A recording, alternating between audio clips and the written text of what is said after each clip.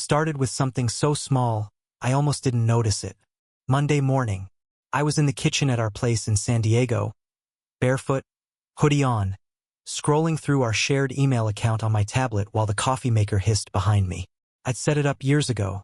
A mutual inbox for travel confirmations, shared calendar invites, bills, stuff we both needed visibility on. It was how we stayed in sync. At least I thought so. I wasn't expecting anything unusual. Just looking for a digital invoice I needed to resend to a client. But sandwiched between the usual receipts and studio notifications was a subject line that didn't sit right. Your digital key is ready. Seaview Boutique Hotel, La Jolla. I stared at it for a beat, opened it. And that's when the feeling started, the one that makes your chest feel tight like your lungs suddenly don't fit anymore. Reservation name, Melanie Holt. Check-in Friday, 5:15 p.m. Room type, King Suite, Ocean View. Guests 2. It was for this past Friday. I hadn't even known she left the city. She'd said something vague about needing to stay late for a team branding session, and that she might crash at the studio if they were pulling an all-nighter. I remember thinking, that tracks. She was always the one to stay behind, polish the presentation, rewrite pitch decks at midnight. It's what made her good at what she did. But La Jolla? That wasn't on the way to her studio. Not remotely. I felt the coffee pot click behind me. Still, I didn't move. My thumb hovered over the screen, numb, unsure if I wanted to keep going or toss the whole thing into the trash and pretend I hadn't seen it. Instead, I clicked deeper. Another email had landed 2 minutes later, a receipt from the same hotel. Itemized. There it was again, her name. Same night. Bottle of Pinot Noir charged to the room. 2 glasses. Midnight timestamp. The kicker? I'd done the dishes Saturday morning when I got back from my overnight shift at the workshop, and 1 glass in the dishwasher was still faintly warm, like it hadn't been washed that long before I got home. And it wasn't a regular glass. It was one of the tall, thin-stemmed wine glasses we only used when we had company, or on anniversaries. I hadn't used it.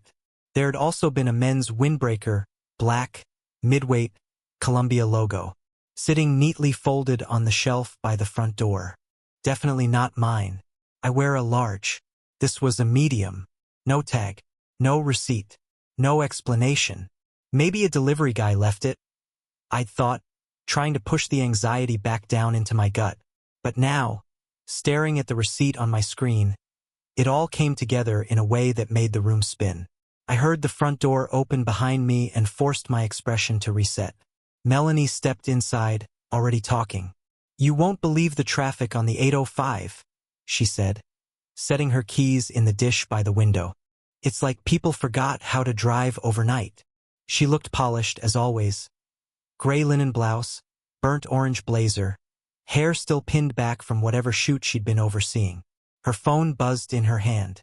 She tapped it quickly and flipped it face down on the counter. I don't know what made me ask the question outright, but I did. "Did you go to La Jolla Friday night?" She paused, mid-sip from her to-go coffee cup. Blinked. "La Jolla?" Then she smiled like it was some joke. "Yeah, for like 5 minutes.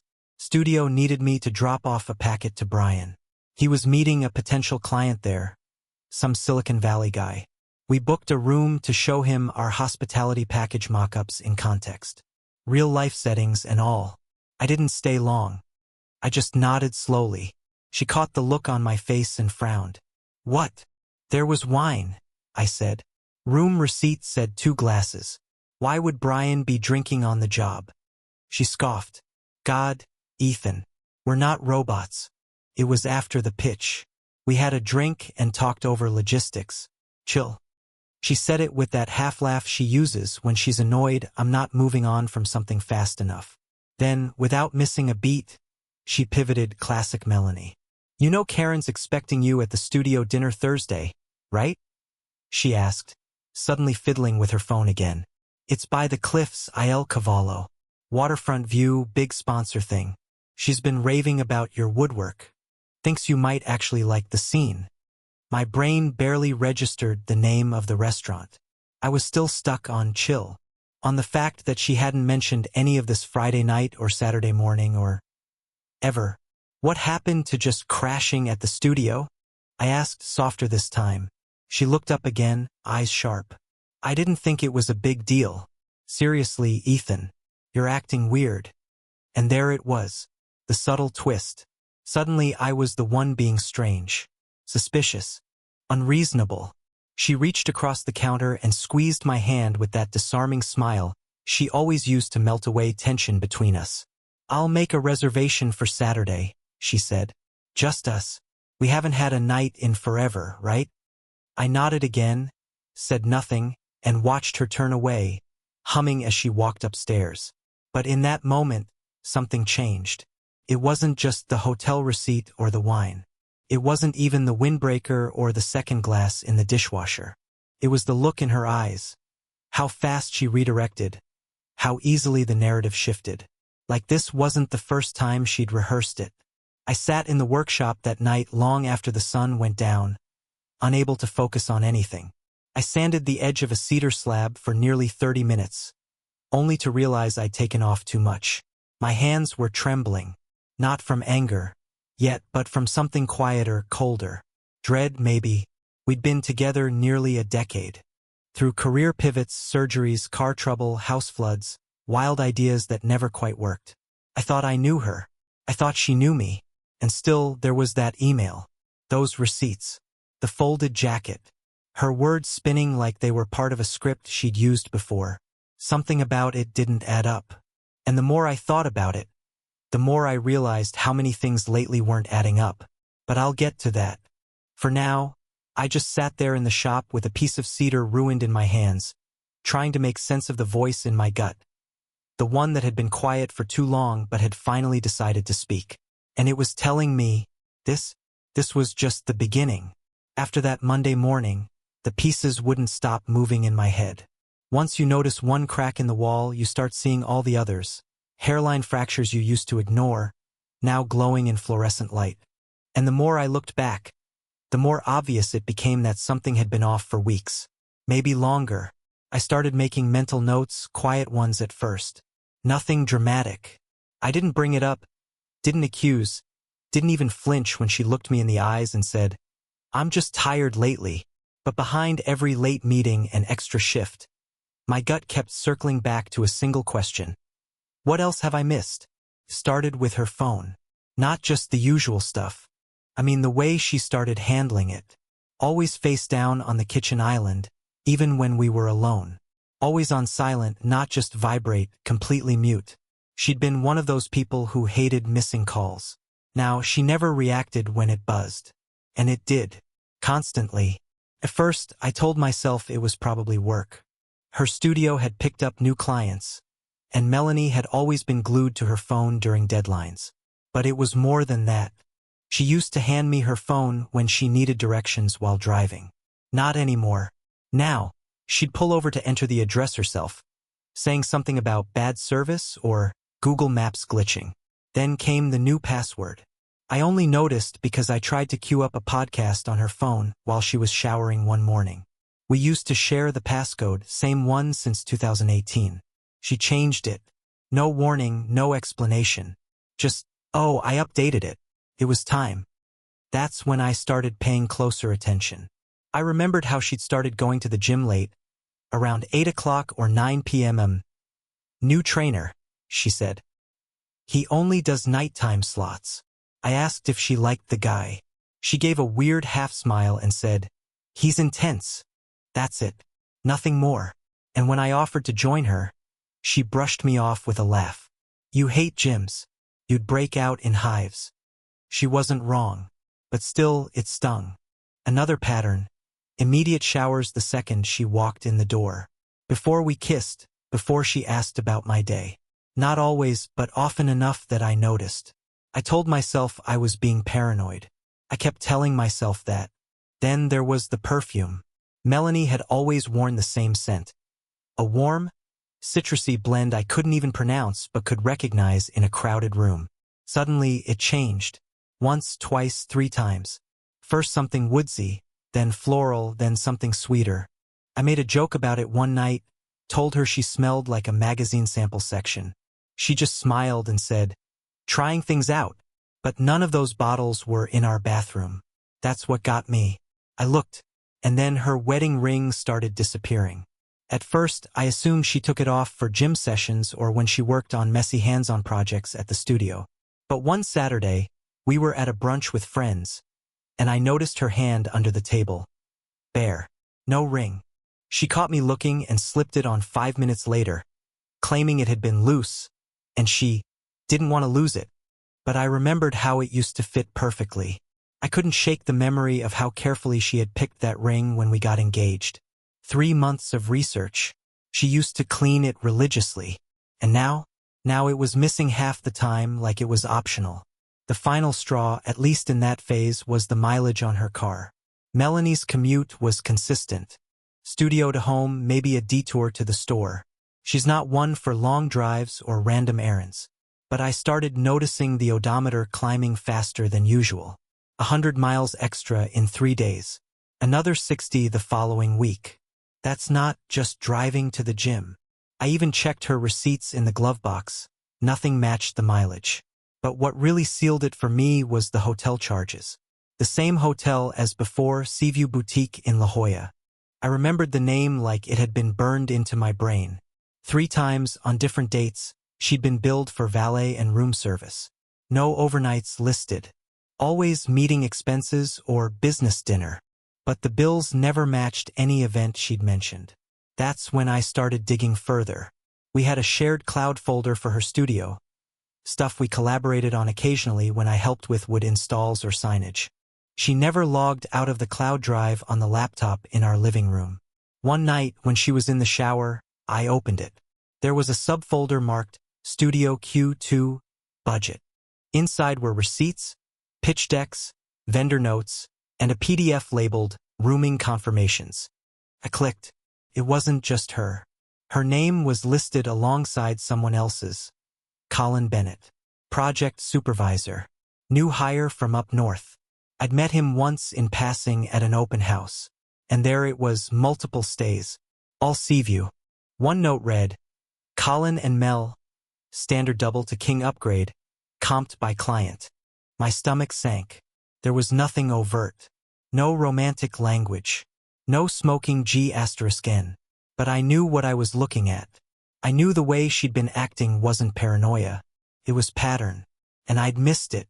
Or worse, I'd let myself miss it. I spent that night wide awake, staring at the ceiling fan in our bedroom. She was asleep beside me, curled up like nothing was wrong, like nothing had changed. And maybe to her it hadn't. Maybe this new life, the secrets, the late nights, the face-down phone calls, was normal now. But for me, something was breaking. Not in a loud way. Quiet. A hairline crack behind the drywall, spreading silently until one day the whole wall would crumble. I didn't know what to do with it yet. I didn't want to accuse her without proof. I didn't want to ask a question I already knew the answer to. But I started testing things. I casually asked her about Colin the next day while we were folding laundry. She blinked like she hadn't expected me to say his name. Oh, he's just a numbers guy. Kind of boring. Definitely not your type of people. Must be nice traveling with him, I said without looking up. She hesitated. It's work. You know how it is. That was the moment. The pause. The breath that lasted a second too long. I didn't push. I just nodded and let it hang there. But I wasn't blind anymore. I started leaving subtle markers, mental traps, almost. I took note of where things were, what time she left, what she said she was doing. I logged locations. Not like a madman with a conspiracy board, just quiet, methodical awareness. I stopped being passive. I started watching. Because if I was going to confront her, I wasn't going in with half-truths or feelings. I needed the real story. The undeniable one. The version that wouldn't let her twist her way out. You can convince yourself of almost anything until the moment you can't. Until something real happens. Something so undeniable that it kicks down the door between suspicion and certainty. That door came off its hinges for me the day before the studio dinner. I didn't set out to trap her. I wasn't some sleuth with binoculars or burner phones. I was just a man who couldn't ignore the weight pressing against his ribs every time his wife walked out the door with a too light kiss and a smile that didn't reach her eyes. It was Tuesday afternoon when I remembered the AirTag. Melanie and I shared a canvas tote, one of those multipurpose carry bags we took to markets and photo shoots. She used it for her sketchbooks, color swatches, and sometimes her lunch. I hadn't thought about it in months, but I'd slipped an AirTag into the lining sometime last year after she lost it at a crowded crafts expo. I opened the Find My app, more out of habit than intent. There it was, La Jolla, Seaview Boutique Hotel. Again, I stared at the blinking dot on the map and just sat there in the passenger seat of my parked truck. Engine off, phone screen glowing like a flare in my hands. It was 3:42 p.m. Melanie had texted earlier that she was wrapping up a gallery consult in North Park. North Park was 17 miles in the opposite direction. The dot on the screen didn't move. I refreshed it 3 times. Still at Seaview. Still sitting. Like someone was waiting. I didn't hesitate. I started the engine, slid my phone into the dash mount, and pulled onto the freeway. No music, no talk radio. Just the sound of tires humming beneath me and the blood pulsing in my ears. I wasn't angry. Not yet. Anger was clean. Simple. This wasn't. What I felt was cold. Like my heart had gone offline and left something else at the wheel. It took 22 minutes to get there. I parked down the block, behind a florist van, and walked the rest of the way on foot, sticking close to the shade of palm trees and awnings. I'd been to the Seaview once before, back when we were still dating. Melanie had surprised me with a weekend stay. It was the kind of place with warm lighting and curated playlists in the lobby, free wine tastings at 5 p.m. She'd worn a long green dress that night, one I still remembered in too much detail. Now, standing outside that same glass lobby, I felt like I was watching someone else's life through a pane of dirty glass. And then I saw her, Melanie, standing in the center of the lobby with her back partially turned toward me, talking to a man in a slate gray button-down shirt. Tall, dark hair, confident posture. I couldn't see his face clearly, but I didn't need to. Colin Bennett. I knew it before I saw him lean closer. Before he reached out and touched her elbow the way you do when you know someone too well to pretend you don't. And then she kissed him. Not passionate, not frantic, just familiar, like it had happened before, like it had already been happening. A short kiss, a smile. Then she touched his chest, almost playful, and they turned toward the elevators. I took out my phone, almost by reflex, and snapped 2 photos through the glass. Then I recorded a short video. I don't know why. Maybe I needed to prove to myself that I hadn't imagined it. That I hadn't made the whole thing up out of paranoia and late-night spiral sessions. Time-stamped. Clear as day. The kiss. The smile. The elevator doors closing. I didn't move for a full minute after they were gone. Just stood there on the sidewalk, feeling like my bones had been filled with concrete. I don't know what I looked like to the world. Just another guy standing still, phone in hand, but inside, everything had gone silent. I thought about walking in, following them, confronting her in the hallway, in front of him. But what would that do? What would it solve? I knew what I'd seen, and it was enough. I drove home in a kind of mechanical haze, the kind where you don't remember the red lights or the way your fingers dig into the steering wheel. I pulled into our driveway around 5:30 p.m. Walked inside, and sat at the edge of the bed for almost an hour. I didn't cry. I didn't yell. I just sat there, staring at the framed photo on our dresser. Melanie and me years ago, grinning with windblown hair on a bluff in Big Sur. My arm wrapped around her shoulders. Her eyes crinkled at the corners. I didn't know that version of her anymore. I opened my phone again, looked at the photos, the video. She hadn't even looked over her shoulder. That night, she came home around 7:15 p.m. Hair a little tousled, makeup redone. She kicked off her shoes at the door like it was any other day. Traffic was hell, she said, tossing her purse on the bench. Want me to make pasta? Or we could do Thai. I stood in the hallway watching her. There was no guilt in her voice, no hesitation. I wanted to ask her where she'd really been. I wanted to watch her lie to my face. But I didn't. Not yet. I needed to be strategic. This wasn't just a marriage breaking. It was a professional liability. Our lives were intertwined. My custom woodshop had done pieces for her studio's installs. We'd partnered on branding, collaborated on design showcases. There were contracts, public connections. This wasn't a moment for screaming. It was a moment for control. So I played along. "Thai sounds good," I said. We ate in the living room. She asked if I was excited for the Thursday dinner. "Karen's going to lose her mind over that credenza you built for the Solana Beach project," she said between bites.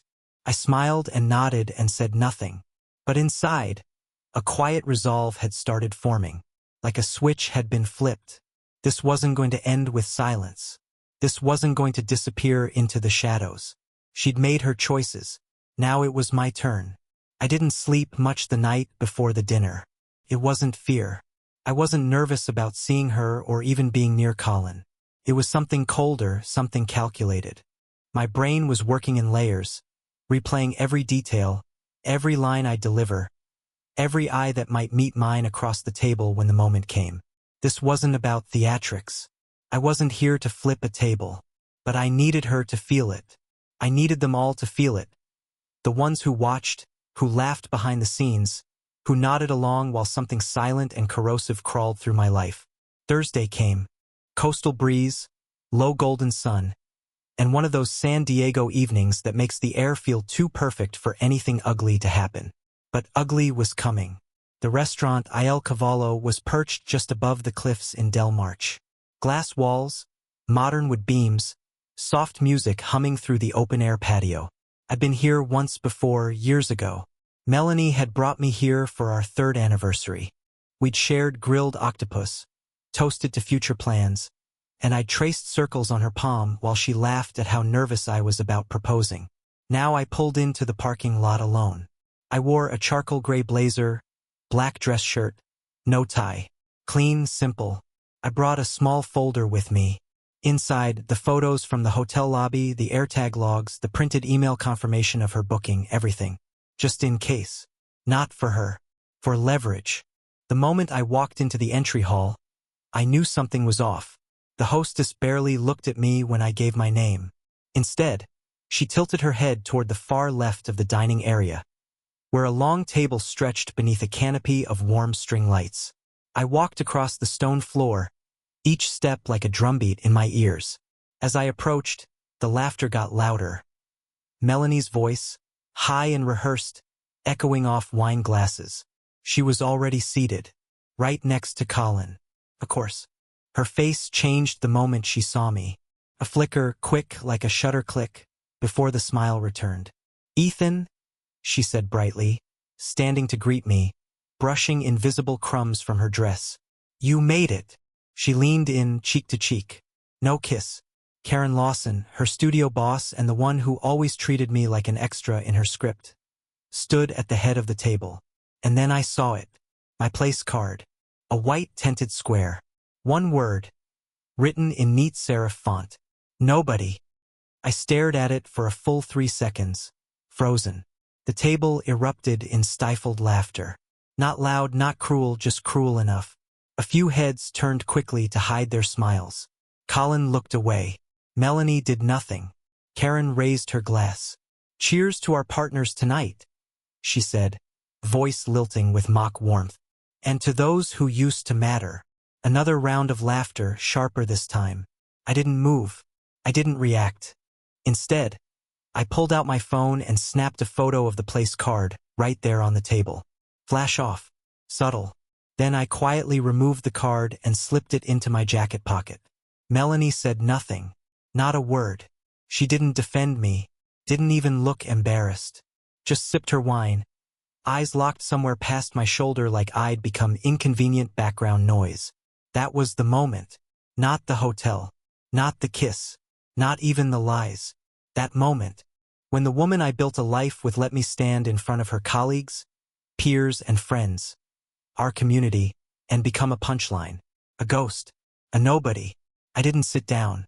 Instead, I straightened my jacket, made brief eye contact with Karen, and gave the smallest smile.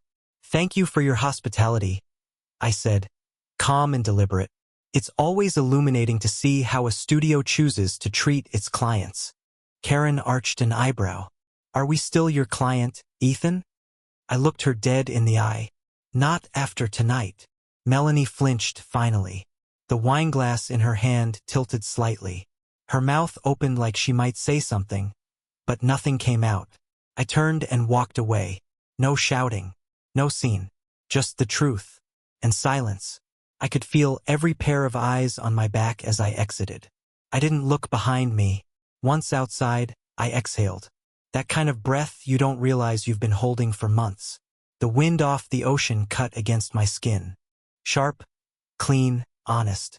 I walked to my truck and sat in the driver's seat for a long time, staring at the dashboard, palms resting on my thighs. Then I took out the folder, opened a new message, attached the dinner photo, the card that said nobody, attached the hotel screenshot *TS, the GPS logs, the proof of conflict between studio leadership and client. I wrote one clean paragraph. To Richard Jameson. Subject: Urgent breach of ethics/studio conflict. Dear Mr. Jameson, I'm submitting the following documentation as evidence of an undisclosed personal relationship between Colin Bennett, project supervisor, and Melanie Holt, lead on the Crescent Point Commission. This relationship was not disclosed to partners or clients and has influenced internal project assignments and budget allocation, potentially violating ethics policy and client transparency expectations. Additionally, I am terminating all collaborative contracts between Holt and Timberworks and your firm, effective immediately.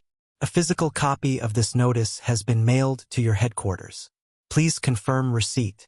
I hit send, and just like that, every table they'd been building together, every deck, every signed proposal lost its legs. By the time I put the truck in drive, my phone buzzed. Message received. Marked urgent. The game had changed, and they didn't even know it yet.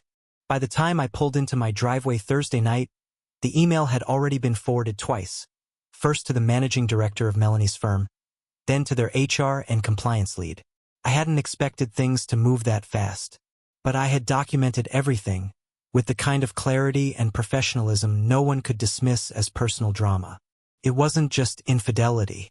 It was misconduct, a breach of internal policy. Melanie and Colin had crossed the line between personal and professional, and they'd done it without disclosure while representing their studio at off-site events. I didn't need revenge. I needed accountability, and I was methodical about how I delivered it. First thing Friday morning, I sent certified letters terminating every open contract between Holt and Timberworks, my shop, and Melanie's studio. That meant shelving 2 commercial commissions, a hospitality lobby install, and a high-profile design expo display that was due to launch the following month. I'd been building those pieces for months, but I was willing to eat the cost. It wasn't about the money anymore.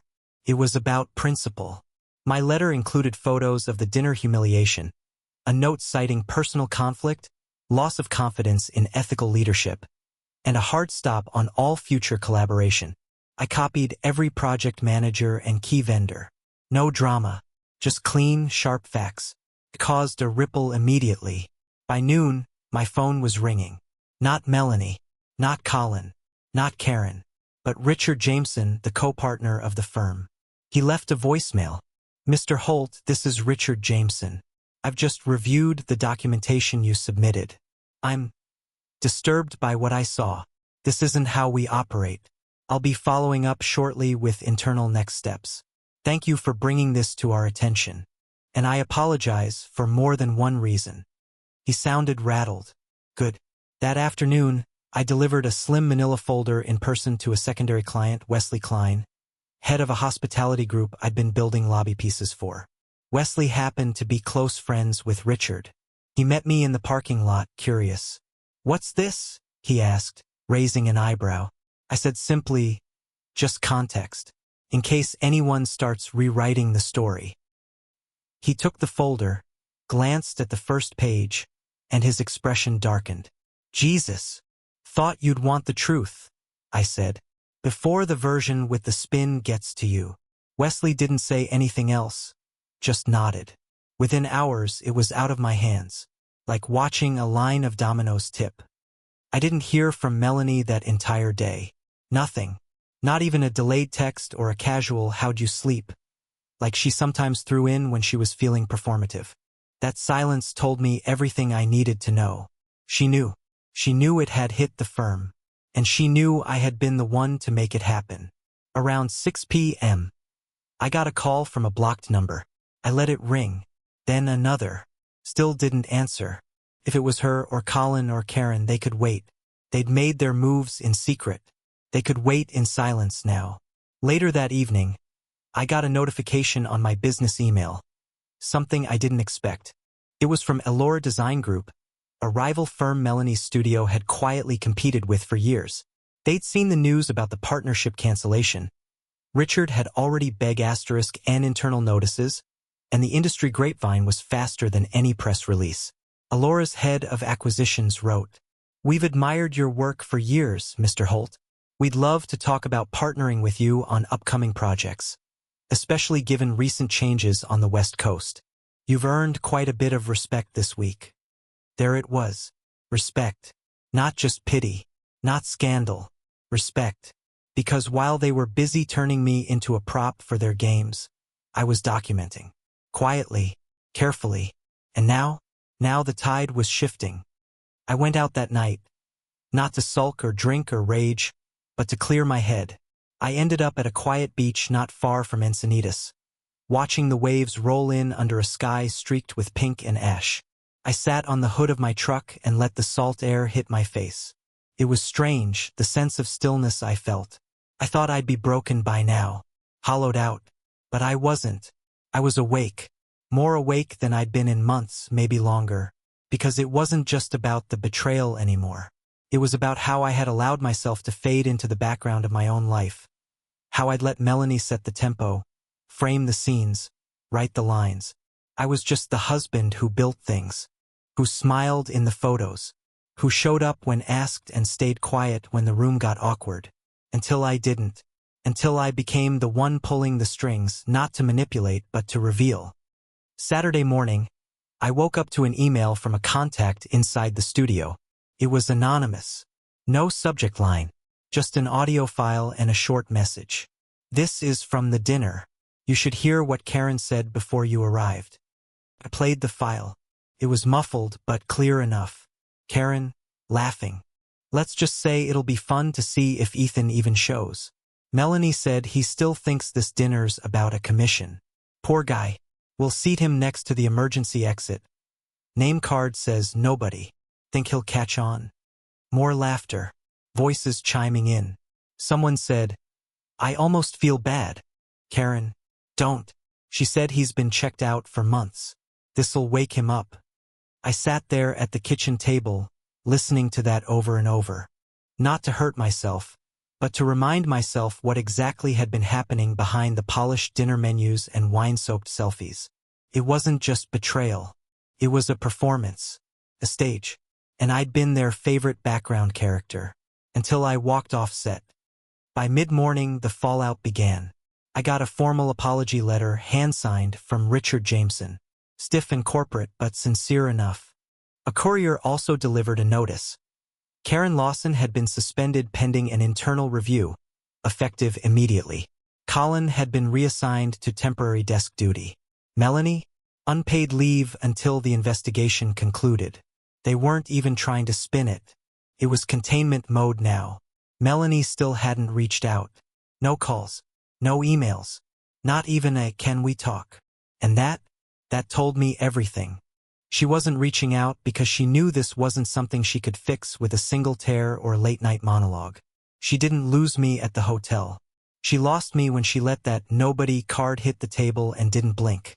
And now she was just another name on a list of people trying to scrub the mess while I kept building forward. Around sunset, I opened the garage. Sawdust clung to the floor. The cedar slab I'd abandoned days ago still sat on the workbench, untouched since the day I discovered her location at Seaview. I ran my hands across the wood and smiled. It was time to finish it, because this wasn't the end of something. It was the start, and I was finally building for myself again.